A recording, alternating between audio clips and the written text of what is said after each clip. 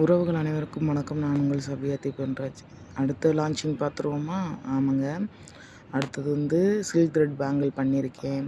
அதுக்கடுத்து அந்த centre clip பண்ணியிருக்கேன். எல்லாம் பண்ணி வைக்கிறேன். ஆனால் ஆன்லைனில் ஒரு ஆர்டர் கூட வரல.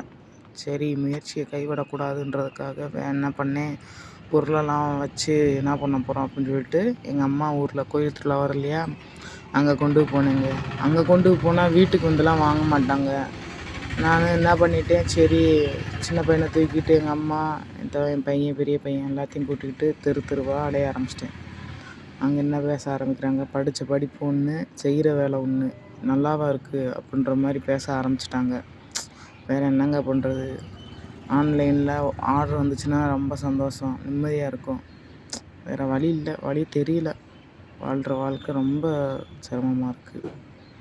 இந்த வீடியோ பிடிச்சிருந்துச்சுன்னா ப்ளீஸ் லைக் பண்ணி ஷேர் பண்ணி மறந்துடாமல் சப்ஸ்கிரைப் பண்ணுங்கள். நன்றிங்க.